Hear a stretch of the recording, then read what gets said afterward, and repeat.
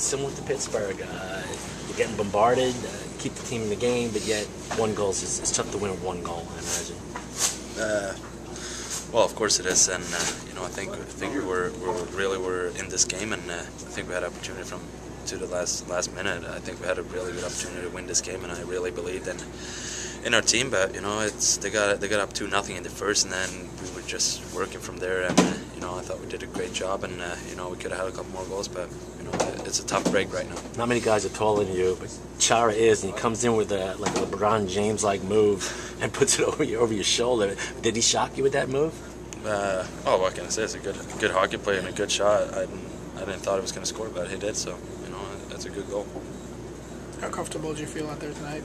I feel good. I've been in a couple of practices now too, and I just work hard and try to improve things. Alan was talking about Peter makes a good stick check on that slap shot, and then I guess the kid, you were expecting the shot, and then the kid's right there for wide open. Was that just a bad break there? I mean, we didn't need that in the early in the second when the guy found on the shot, and it goes right to his teammate's stick, and Van did it. So this is a tough break, but that happened, and if we keep working, we're gonna get those bounces.